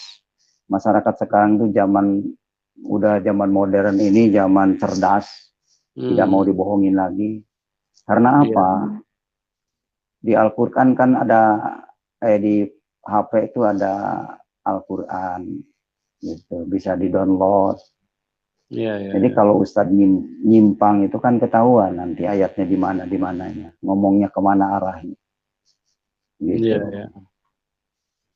Seperti ada Ustadz yang mengatakan seorang laki-laki itu nanti akan berdiri barangnya 70 tahun di surga katanya. Nah itu kan ayatnya nggak ada di Quran. Kalau cerdas saja pendengarnya diprotes itu, ngapain Ustadz kayak gitu diomongin gitu. Karena di surga itu nggak ada lagi pelacuran, tidak ada lagi persetubuhan begitu. Nggak ada ayatnya. Ya, lanjut. Bahkan ustadz-ustadz mualaf ini kan lebih sering malah ambil ayat-ayat Injil Pak saat mereka ceramah. Ya iya, makanya banyak ayat turun, ayat semua banyak tapi nggak nyambung. Ya, nggak mungkin mereka nggak mengerti ayat-ayat Al-Quran, nggak terlalu paham bahasa Arab. Itu masalahnya. Kadang-kadang kata per kata nggak paham. Harusnya paham supaya bisa menjelaskan ke orang lain. Iya. Terus itu Pak tadi yang pertanyaan kedua, halal dan haram menurut Islam itu seperti apa Pak? Nah, haram dan halal itu sudah dijelaskan di Al-Quran, yaitu dijelaskan di sini di surat Al-A'raf, surat 7 Al-A'raf ayat yang ke-32. Bismillahirrahmanirrahim. Qul innama harama rabbi fawahisa ma doharo minha wa ma batona wal isma wal bagya bi ghairil haq wa antusriku billah wa lam nunajjil bihi sultanan wa antaqulu 'alallahi ma la ta'lamun. Ini Arabnya. Artinya Tuhanku hanya mengharamkan perbuatan yang keji. Perbuatan keji itu seperti merampok, membunuh, ya kan, merebut istri orang, membawa istri orang, itu perbuatan keji ya. Menipu orang, perbuatan keji. Itu yang nampak. Yang tersembunyi. Misalkan kita mempercayai jimat, isim, seperti ada di YouTube saya itu gesper yang ada khodamnya saya bakar. Gitu. Nah, kita orang beriman itu justru harus melepaskan yang kayak gitu, yang kepercayaan ke cincin, ke batu, itu diharamkan oleh Allah. Itu yang namanya musyrik. Musyrik ada dua, ada musyrik jahri, ada musyrik khafi. Musyrik jahar adalah menyembah berhala, batu-batu, jimat-jimat, isim, simpail, isim muprod, gitu, masa semacam itu. Keris, itu kan musyrik, ya, makanya tidak dibenarkan di hadapan Allah. Mempercayai selain Allah. Seperti batu hitam, Hajar Aswad termasuk. Hajar Aswad termasuk kemusyrikan. Walaupun di Mekah, termasuk kemusyrikan. Itu yang diharamkan oleh Allah. Nah, terus, ya itu termasuk mengharamkan mempersekutukan Allah. Mempersekutukan Allah itu, ya percaya kepada benda-benda. Gitu ya. Betul. Jadi itu jawabannya ada di surat 7 Al-A'raf ayat 33. Udah jelas. Gitu. Saya cukup selesai untuk Jumyana, Purnama. Ya. Mati. Ya. Lanjut lagi. Ya, dari Novyung. Novi. Ya, entah Novi cuma disingkat aja Pak, Novyung. Oh, iya. Novyung. Tolong dijawab Pak Haji, kenapa rupa atau mukanya Muhammad SAW tidak boleh ditampilkan?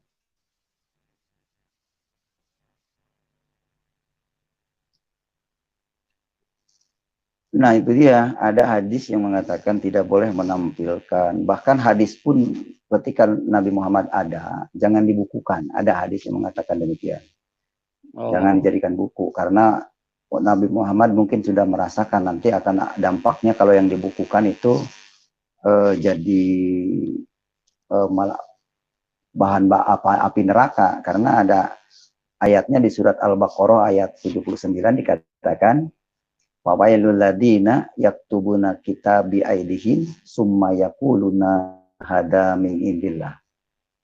Yang artinya, maka kecelakaanlah bagi orang-orang yang menulis kitab dengan tangannya sendiri. Kemudian hasil karyanya itu disebut ini dari Allah. Sama dengan rukun Islam juga karangan Syekh Nawawi itu tadi. Kemudian dikatakan ini perintah Allah, wajib dilaksanakan. Kalau tidak dilaksanakan kafir, kan begitu. Kan ada hadisnya mengatakan man taroka salatan khamsan fahuwa kafirun. Barang siapa yang meninggalkan sholat 5 waktu, dialah kafir. Itu kata hadis. Berbeda dengan kata Quran. Kalau kata Quran, wa man lam yahkum bima anzalallah fahuwa kafirun. Itu kata Quran. Barang siapa yang tidak mengikuti atau memutuskan perkara yang diturunkan oleh Allah, mereka itulah kafir. Gitu. Tapi kalau hadis, karena hadis itu memperkuat agama. Gitu. Nah, keliru orang Indonesia itu terkecohnya dengan kitab agama, dianggap kitab Allah, itu yang masalahnya. Sehingga perintah agama itu melebihi perintah Allah. Kira-kira itu jawabannya. Ya, jadi kitab fikih ini Pak beredar di seluruh dunia apa cuma di Indonesia Pak? Di seluruh dunia. Iya, polanya semua, cuman kan ada beda-beda. Seperti di Arab, kalau di Indonesia untuk Asia kan Imam Syafi'i, ya Imam Syafi'i itu Muhammad bin Idris itu. Kalau di Arab, imamnya Imam Maliki. Kalau Imam Maliki bersentuhan dengan perempuan, begini habis wudhu nggak batal. Itu Maliki. Menuntun istri orang juga mau sholat nggak batal, bersentuhan kulit. Itu Imam Oh, Maliki dapatnya. Itu. Kalau di kalau kita ketat Syafi'i, Imam Syafi'i. yang Ya Al-Bantania Syafi'i tuh ini, ya. Syafi'i itu ini kitabnya. Hmm. Syekh Nawawi sama Nah, itu ya, yang dari Yaman jadi itu ya Pak ya. ya betul. Itu mazhabnya Imam Syafi'i. Hmm. Gitu. Ya. Oh berarti berbeda-beda ya kitab fikih yang beredar ini ya Pak ya. Kalau Imam Maliki Beda. lain, Imam Syafi'i lain ya. Kalau Turki Hanafi imamnya, Imam Hanafi kan ada 4. Ya, ya, ya. Maliki, Hambali, Syafi'i, Hanafi, ada 4 madhab. Oh ada 4 mazhab ya. Betul, 4 madhab. Hmm. Jadi arahannya masing-masing sesuai dengan kondisi ya Pak ya. Betul, sesuai kondisi. Terus cara praktek ibadahnya juga beda-beda. Ada di Hmm. YouTube tuh, saya pernah ngupload di YouTube, ada yang sholat jingkrak-jingkrak, ada yang sholat joget-joget gitu, loncat-loncat. Hmm.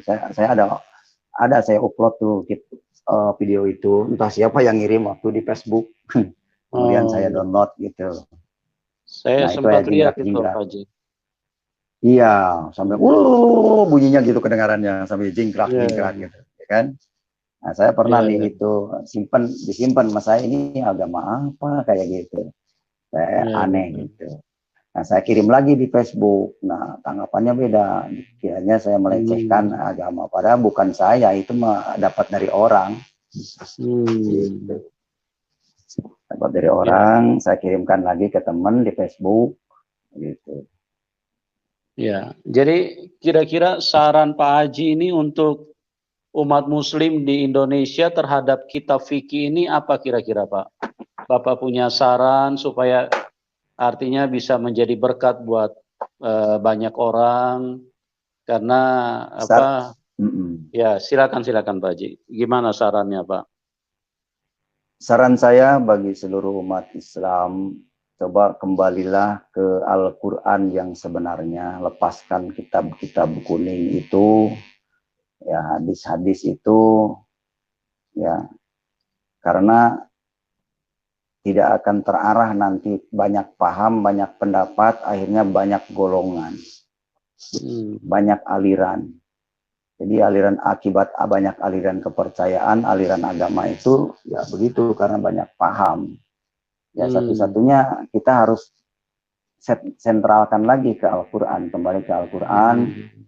Umat Islam harus rajin mempelajari Al-Quran, diskusikan Al-Quran, cari benang merahnya di Al-Quran.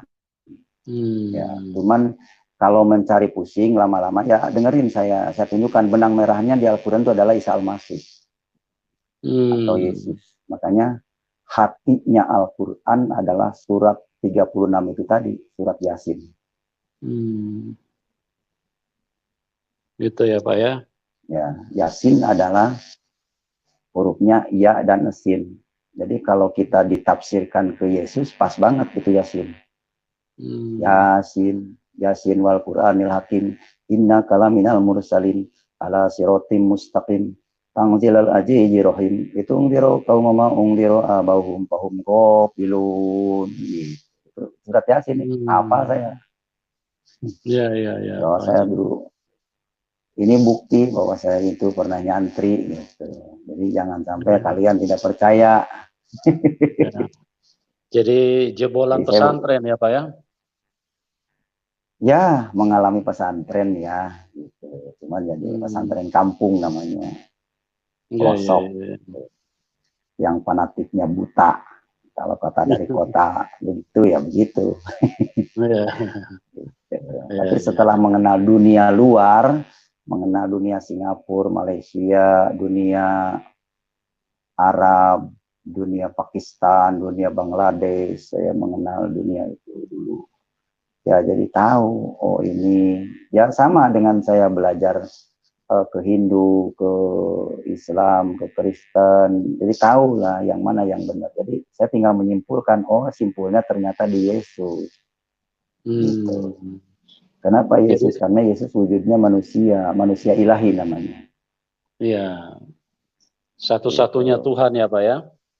Satu-satunya Tuhan. Makanya di dalam surat Al-Ikhlas dikatakan, Qul a'udzu birabbin nas. Katakanlah aku harus berlindung kepada Tuhan manusia. Siapa Hmm. lagi kalau bukan Yesus? Yang disebut Tuhan tapi wujudnya manusia kan Yesus. Itu di dalam surat apa Pak? Al-Ikhlas, surat terakhir Al-Quran. Surat 14. Oh, surat 14 ya. Qul a'udzu birabbin nas, ya.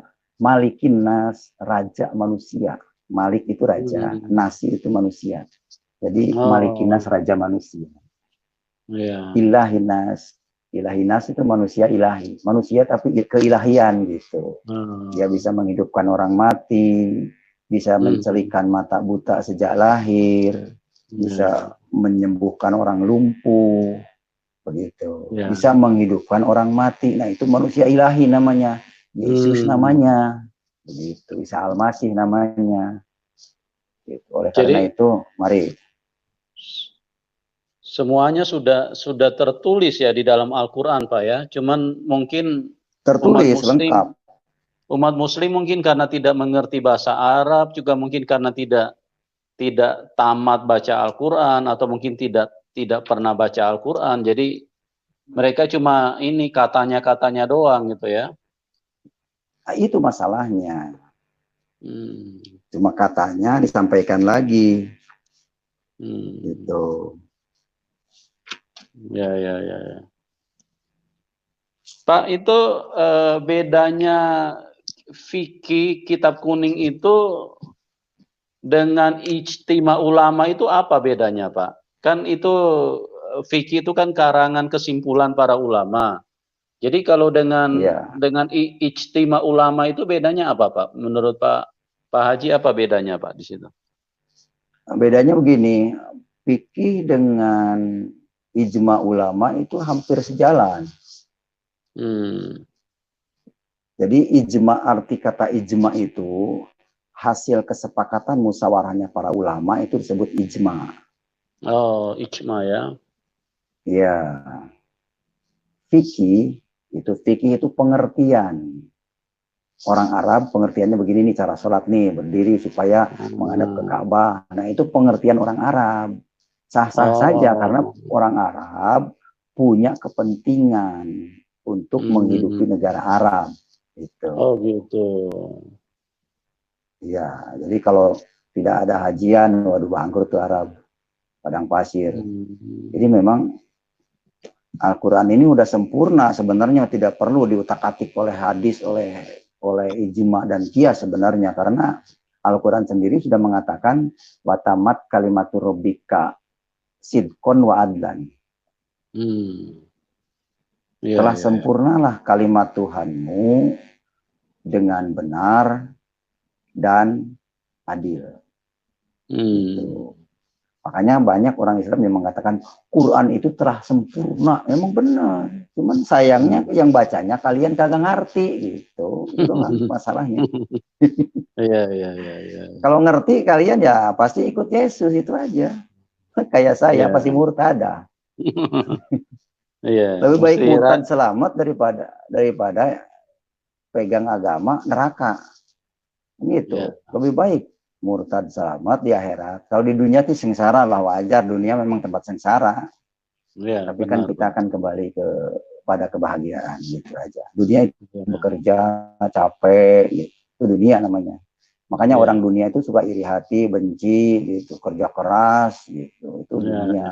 Makanya orang dunia itu pelit, nggak pernah ngasihi, perlu ditolong nggak nolong. Nah, itu orang dunia gitu. Makanya jangan ada orang dunia begitu. Ya, ya, ya, Orang mau ya. mau tampil di YouTube dihalang-halangin, ya, takut tenar sambil bisnis katanya. Ya saya iya juga sih, kalau Tuhan memberkati dari YouTube ini ya saya terima apa adanya dari Tuhan, kok siapa yang menolak.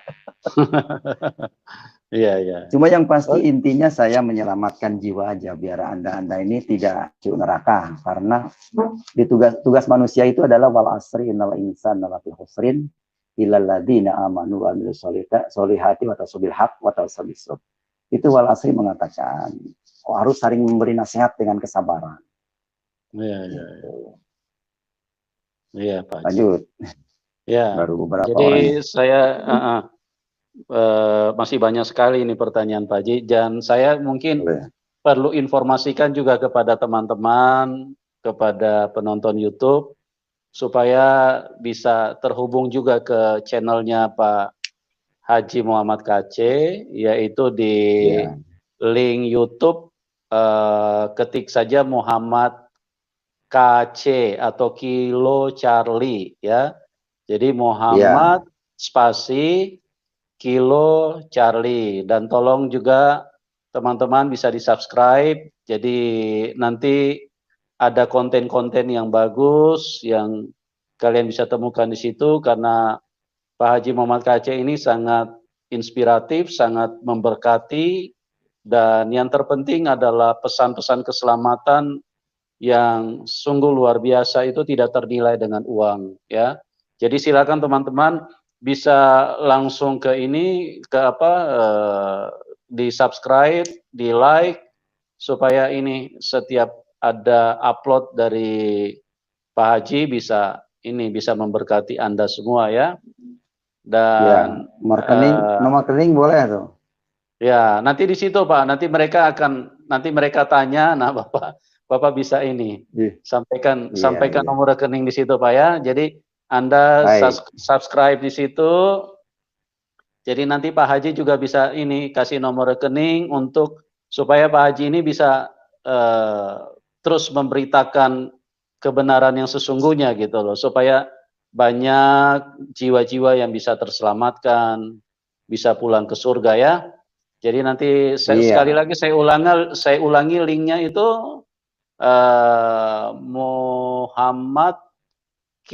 Muhammad spasi KC atau Kilo Charlie ya. ya. Oke, oke. Nah sekarang Pak Haji, ini sebelum kita masuk ke pertanyaan selanjutnya, Pak Haji bisa bisa kasih arahan nggak sedikit kepada ustadz-ustadz mualaf. Mereka kan kasihan ya Pak, kita ini dasarnya kita mengasihi mereka ya, tapi terserah mereka mau dengar atau tidak, yang penting kita tidak berhutang kepada Tuhan Pak. Artinya kebenaran ini kita sudah sampaikan ya, kembali kepada pribadi mereka gitu loh. Kalau mereka misalnya mau buka hati, silakan, mereka mungkin bisa balik kepada Tuhan Yesus. Tapi kalau misalnya mereka menganggap apa yang Pak Haji sampaikan ini sesuatu yang tidak berguna, ya itu urusan mereka Pak. Mungkin silakan Pak Haji bisa sedikit memberikan pesan-pesan Betul. kehidupan buat mereka. Siapa tahu aja mereka bisa dengar gitu loh Pak Haji.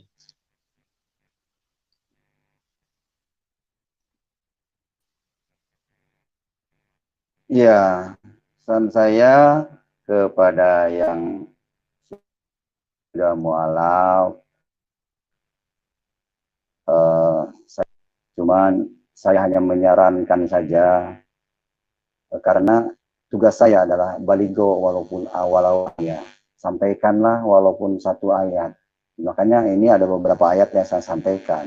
Tugas Rasul dulu atau Tuhan Allah menyuruh supaya kita menyampaikan walaupun kita satu ayat dari Al-Quran. Sementara saya memberikan beberapa ayat yang benar-benar jelas tertulis suratnya dan ayatnya. Silahkan dibuka ayat Qurannya. Kalau saya berbohong, silahkan diprotes, itu saja. Nah, sayangilah masa depan, karena hidup ini ada satu kali. Kalau kita belum mengenal, kalau kita sudah mengenal kebenaran, kita mati satu kali, tapi hidup dua kali. Gitu. Ya, Dan jauhi juga perbuatan dosa. Gitu. Dosa akan membawa kita ke neraka.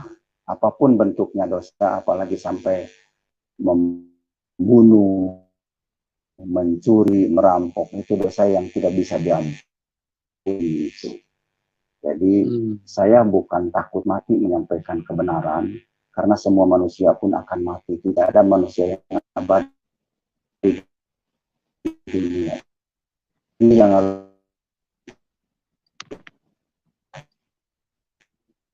Ya, halo. Dengan mentang-mentang sekarang wani, banyak teman, banyak masa, kemudian mau membunuh, jangan, itu perlu. Ya. Aduh, hilang.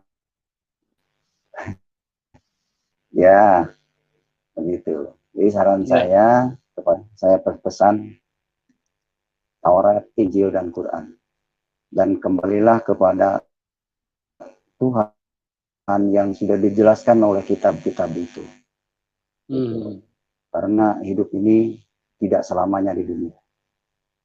Itu pesan saya, hidup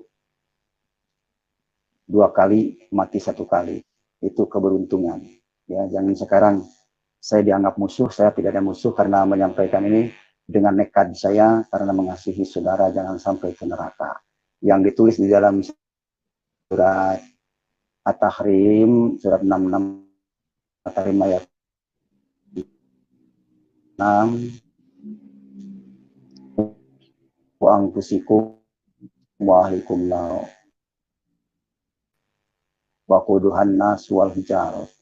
Jadi jagalah dirimu dan keluargamu dari api neraka yang bahan bakarnya batu dan manusia dan batu.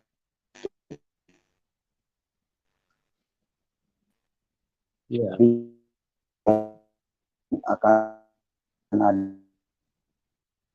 di neraka itu adalah manusia dan batu. Jangan sampai saudara jadi umpan neraka. Itu aja pesan dari saya untuk para muslimin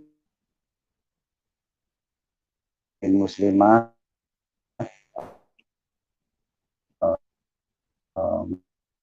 mu'alaf.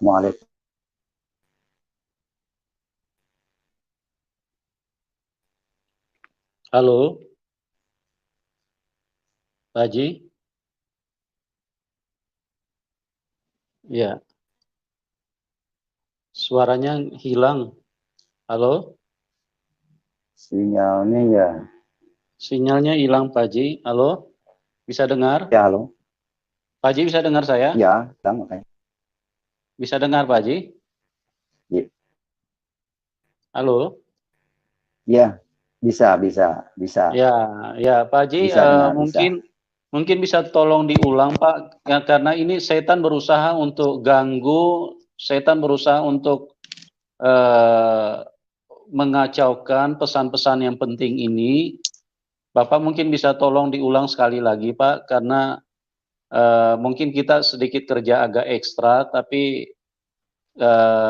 yang penting upah kita besar di surga, Pak. Mungkin bisa tolong diulang sekali lagi kepada yang mualaf, juga ustadz-ustadz. Bapak bisa sampaikan pesan, Pak. Karena tadi suaranya hilang sama sekali waktu Bapak sedang bicara.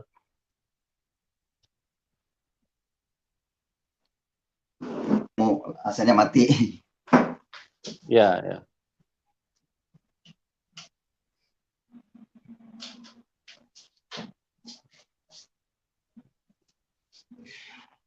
Jadi pesan saya kepada saudara-saudara muslimin muslimat dimanapun Anda berada di seluruh tanah air. Ya. Pesan kepada yang mu'alaf dan yang belum mu'alaf, saya sampaikan bahwa hidup ini adalah di dunia 1 kali, jangan sampai mati 2 kali. Jadi mati 1 kali saja dari dunia sampai akhirat. Nanti di akhirat hidup kekal kita, tapi di surga bukan di neraka. Karena di neraka itu yang akan di sana ditempatkan itu adalah manusia dan batu. Sebagaimana dikatakan surat At-Tahrim, surat 66 At-Tahrim ayat yang ke 666. Iya. Ku anfusikum wa ahlikum naro wa quduhan nasu wal hijar. Jagalah dirimu dan keluargamu dari api neraka yang bahan bakarnya manusia dan batu. Jadi nanti di neraka itu bahan bakarnya manusia dan batu. Sekali masuk neraka, tetap kekal selamanya, tidak bisa kembali lagi. Oleh karena itu, berhentilah saudara-saudara dari perbuatan berdosa. Apalagi dosa membunuh, mencuri, merampok, dan sebagainya. Karena itu akan menyeret kita ke neraka. Lepaskanlah dosa, berbuat dusta, berzina, dan lain sebagainya. Itu saja bagi saya pesan kepada yang belum mengenal Tuhan, segeralah percaya karena tertulis di dalam kitab Al-Quran, apalagi kitab Injil. Ikutilah kitab yang diturunkan oleh Allah, bukan mengikuti kitab yang diturunkan dibawa oleh agama. Karena agama tidak akan menyelamatkan, agama apapun itu agamanya, tidak akan menyelamatkan manusia. Jadi, saran saya, dari agama apapun, kembalilah kepada yang benar, yaitu Yesus Kristus, Tuhan kita. Iya. Cukup Pak ya, pertanyaannya seperti itu aja. Cukup Pak. Ini pertanyaan terakhir ya Pak. Satu, kenapa kok kalau orang sholat itu Pak harus menghadap ke Ka'bah atau ke barat, ke kiblat, sementara kan Tuhan itu kan harusnya ada di mana-mana Pak gitu loh. Kira-kira Bapak bisa jelaskan supaya yang penonton ini bisa jelas, kok ada pemahaman untuk mengarahkan orang harus menghadap ke kiblat gitu loh. Sementara pengertian sederhana saja dari manusia bahwa Tuhan itu kan ada di mana-mana. Seharusnya mau menghadap ke timur, ke utara atau ke selatan kan sebetulnya kan tidak ada masalah ya Pak Haji ya. Nah Bapak bisa tolong jelaskan sedikit Pak ya. Jadi singkatnya di dalam Al-Quran, timur barat adalah milik Allah. Kemana kamu menghadap, disitulah wajah Allah. Itu di Al-Quran. Ya. Nah, kenapa orang sholat harus ke kiblat, ke barat? Karena orang tidak mengerti arti kata kiblat. Kiblat dalam bahasa Arab, kalau bahasa kita menghadap. Bahasa Indonesia adalah menghadap.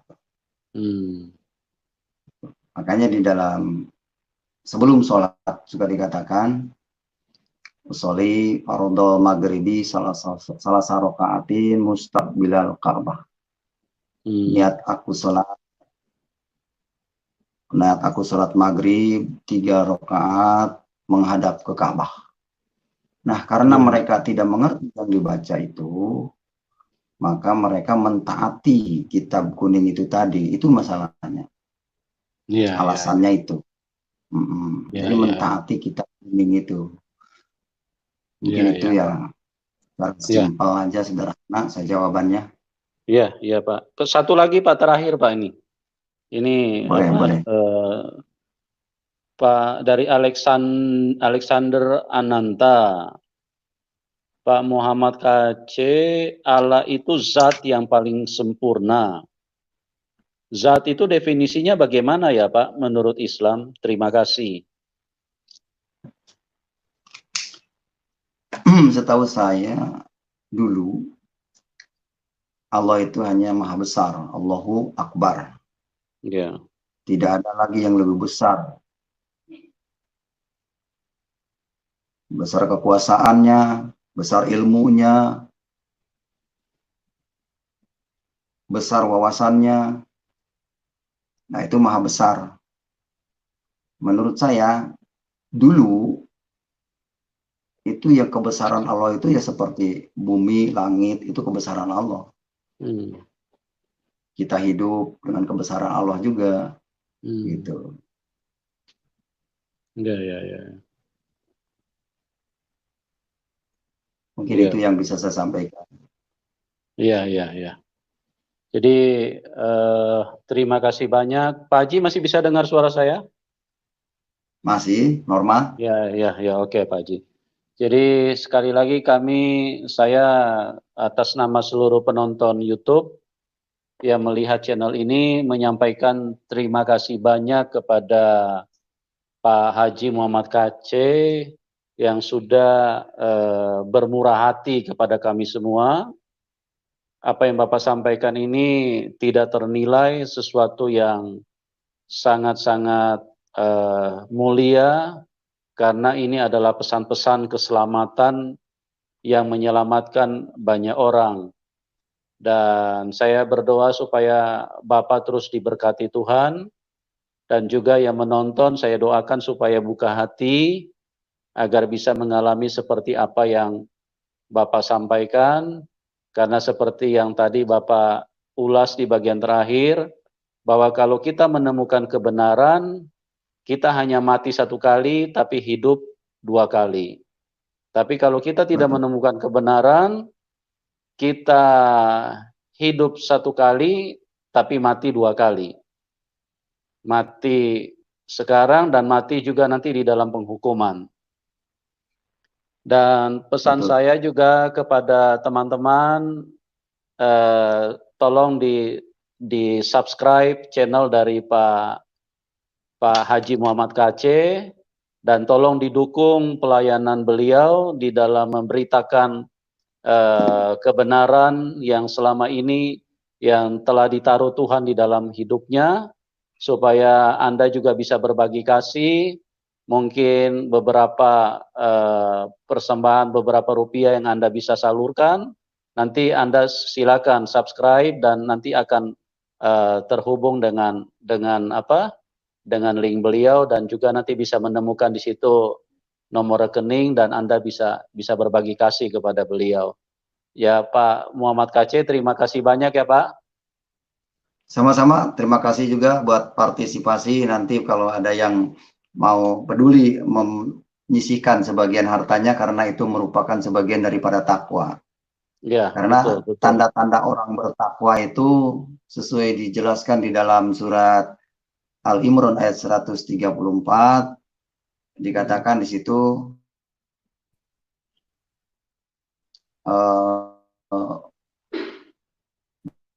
bahwa orang bertakwa itu yang pertama adalah menafkahkan hartanya baik dalam waktu lama maupun sempit.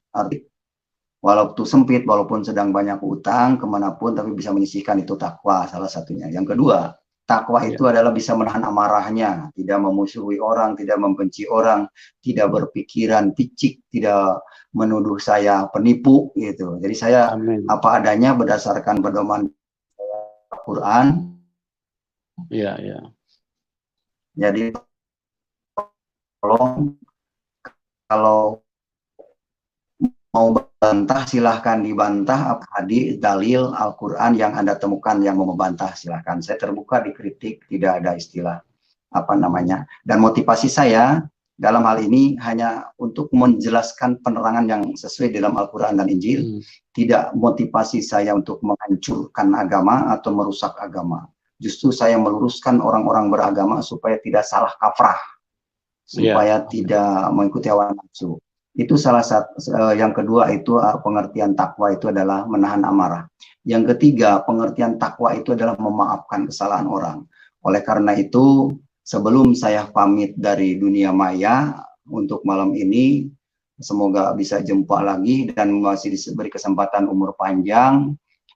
Mohon maaf kalau ada perkataan saya yang menyinggung hati para pemirsa, menyinggung hati audiensi.